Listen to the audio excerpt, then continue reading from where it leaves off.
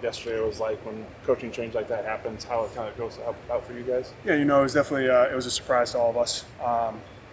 We found out in the team meeting from Coach Fickle, and it was definitely a surprise. But we got a good group of guys, and we've handled some adversity in the past, and we're looking forward to moving on to this week. Are you concerned at all about team morale, just for guys who have played a lot of big games, haven't won them, and now you got to go not to through interrupt, something Jake, but if you could just step up to the mic. Yeah, sorry.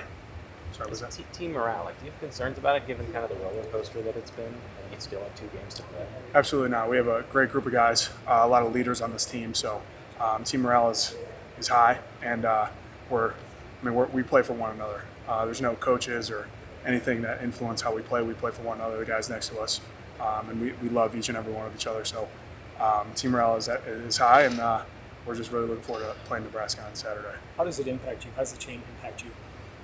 It's going to be a little different for sure, not having Coach Longo around. But it's a change, and you gotta embrace it. You gotta handle it. So it's definitely different, but we're all ready for the challenge. Jake, what is a move like this happens? What do you kind of take away from it from a player's perspective in the sense, does that kind of increase the urgency, or how do you kind of address that in the locker room? It's college football for you. Anything can happen at any given moment. There's no good time or place for anything. So it was definitely a shock to all of us, but it happens. It's college football, so you gotta live and learn and move on.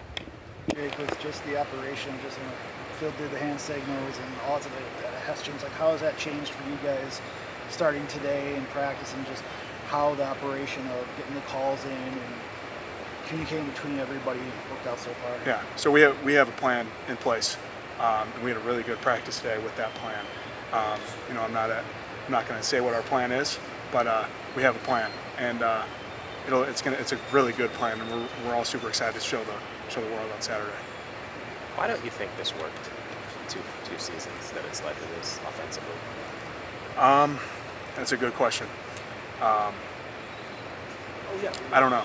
That's pretty much all I have. I don't know. I guess it just didn't. So. I know you weren't here under the previous regime, but obviously you were here for the start of Coach Longo's tenure. Do you think the shift in any way was too drastic, where things were to where they went under Phil? Absolutely not. I think Coach Longo brought in a great plan, and we executed it to the best of our abilities. Sometimes things don't work out, and that's life. So I don't think anything is too drastic. We have, as I said, a great group of guys. Great people in the locker room, and change is inevitable. So you live and you learn and you move on. So I know you're close with Braden, just particularly because of his coach and how close they had to be because of their roles on the team. What's his mood been like in the last 24 hours? What you know? Yeah, Belok's an awesome guy. He's prepared for every little thing, every big moment, everything. So he's been great, kind of being one of the leaders of the team and showing us how fast he can move on and live and learn. And he's been great, and we're lucky to have a guy like him. Jake, do you think your responsibilities could increase this week, not only as a leader, but also on the field? Absolutely, and I'm ready to embrace that challenge, no matter what the task is going to be. I have to make all the communications, all the calls up front, and all this stuff, and whatever they're going to throw at me, and we got a little bit of it in practice today. I'm ready for it. So, and all the guys are looking at me to, answer the call. You talked about a plan. I know not necessarily details, but do you think with that, if you guys just having a couple of days before the game, do you think it's too quick to maybe have too many changes? Absolutely not. As I said, the guys in the locker room, especially the dudes up front, we're ready to handle everything. We have a great group of guys, a great coaching staff, really great leaders. We're ready for anything, whatever the challenge is going to be. And this week, unfortunately, it's Nebraska for them, not for us.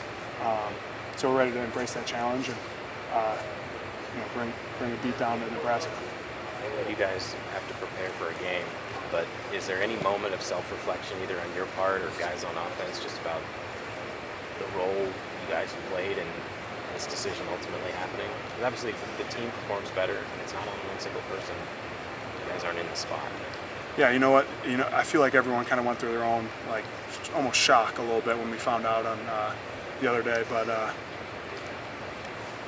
you got to move on. I mean, we got a game to prepare for, and that's in the past, so we got to just whatever's in front of us, we got to attack head on, and that was this week. Coach Longo moving on, but it is what it is. We got a game to prepare for, and we're ready to face that challenge. There's a certain amount of, we've also got Riley, if anybody wants to get there's a certain amount of blind faith, whether it's from fans or future recruits or players who are here before, to buy into a system and believe it can work. I mean, you lived it, you know it works. What do you tell people about it? It's obviously not, you guys are not where you want to be. What do you tell people about where this program could be? Yeah, I mean, it's proven.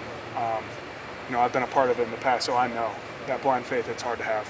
And you just have to have a good group of leaders to keep pushing and show the other guys who may not believe fully yet that the system works. This coaching staff is great. Just keep pushing forward. Give it your all each and every day. And it's going to work out. It might, we're sitting at 5-5 right now, but we've battled each and every day. We've battled each and every week.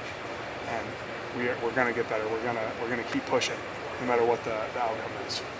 It's tough to ask with games still left in the season, but was what the direction of the offense has impacted your decision at all for whether you maybe move on or stay for another season? Absolutely not. I mean, I love this place, and I love these coaches, love my players around me, and this place is home. Have you had to have conversations with, there's a lot of young linemen in your room. Obviously, it's something like a Darion recruiting. True freshmen are contributing, but maybe someone that hasn't experienced something like this. Have you had to have conversations with guys in your group and then in the offense about what's happened and how to approach it, and just even listening to if they have concerns? Yeah, so I have yet to have any of those conversations because all the guys in the locker room have a great head on their shoulders. But if anyone's listening or reading this, like, this is the new day and age of college football. Coaches leave, players leave, this and that, and it's so much. It's really turning into the NFL, and you just have to trust the process, trust your work ethic, trust everyone around you, because it's going to work out. You might not see it right then and there, but now I'm a fifth-year senior, and I've looked back at all the work I've put in and all the stuff I've gone through, and it's made me better because of all of it. Jake, you guys had a couple of pre-snap penalties against Oregon. You guys had someone new in the headset. Is there any concern about whether those could continue, or how do you kind of alleviate that concern? Yeah, you know what? Pre-snap penalties are unacceptable, and it's on us up front. Either jumping off sides or not getting the call or whatever it is. But we clean those up in practice Tuesdays and Wednesdays. So they happen, but you just practice and kind of live and learn and move on, and just really dial into those Tuesday, Wednesday practices and make sure those don't happen in the game on Saturday. Jake, obviously, on the football field, big test for you guys in the line, really good interior linemen from Nebraska. Just when you watch them in the early week here, what stands out about what they do up front? Yeah, they're big and strong, and they move pretty well. And their strength of their defense is definitely internal. And for us three in the middle, we're excited for that challenge. And we've stepped up every day, every week. So we're excited for this new challenge, and bring it on.